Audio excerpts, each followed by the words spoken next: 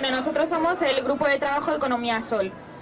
Nos engañan cuando nos dicen que hemos llegado hasta aquí por un problema de deuda pública y callan que poco antes de comenzar la crisis éramos de los pocos países de Europa con superávit y menor porcentaje de deuda pública que Alemania o Francia.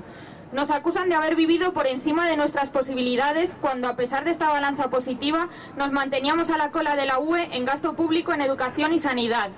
Nos engañan cuando, al estallar la burbuja financiera y con ella la crisis, comienzan a pagar con el dinero de todos la deuda privada de los especuladores y banqueros. Así crearon el déficit que ahora sufrimos. Nos engañan cuando nos imponen, modificando la Constitución con nocturnidad y alevosía, el pago de esta deuda, que no es nuestra, por encima de cualquiera de nuestras necesidades y garantías sociales. Nos engañan cuando no paran de repetirnos que la única solución al déficit es recortar en gastos sociales.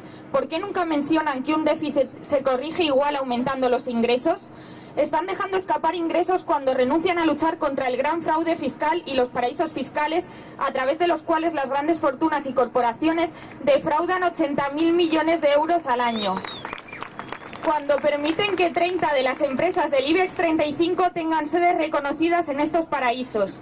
Cuando dentro de nuestro propio sistema fiscal hay medidas que benefician a las grandes corporaciones, como los bancos, que en lugar de tributar al 35% oficial del impuesto de sociedades, pagan de media un 20% a través de deducciones legales. Cuando permiten a las grandes fortunas tributar a un ridículo 1% a través de la SICAF. Frente a esos cientos de miles de millones dejados escapar, no dudan en subir el IVA, que afecta igual al parado que al millonario, o el IRPF, que al final solo pagan los asalariados.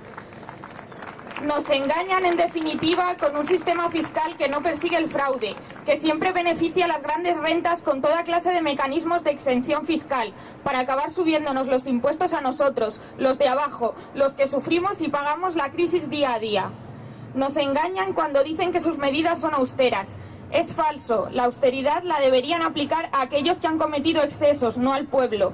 Detrás de esa palabra aparentemente neutra se esconde una política de agresión a nuestras condiciones de vida. Nos engañan cuando, puestos a aplicar recortes, siempre se ceban en aquello que más beneficia a la ciudadanía: educación, sanidad o pensiones. ¿Alguien les ha oído denunciar las compras pendientes de armamento por valor de 26.000 millones de euros? ¿Alguien les ha visto poner en cuestión los 22.000 millones que supuestamente les debemos a las eléctricas por el difuso concepto del déficit tarifario? ¿Han titubeado lo más mínimo al vender la CAM por un mísero euro al Banco de Sabadell después de haberla limpiado de miles de millones de activos tóxicos? Nos engañan porque hay salidas sin recortes sociales, nacionalizando aquel banco o empresa que haya sido rescatado con dinero público, de manera que puedan ser reorientados al soporte de la economía productiva y las necesidades de la ciudadanía, creando un nuevo sistema fiscal justo y progresivo, que realmente grave a los que más tienen y no ahogue a la ciudadanía con el peso de unas deudas que no les pertenecen. Luchando de forma efectiva y contundente contra el fraude y los paraísos fiscales para que los ricos y las multinacionales nos paguen lo que nos deben.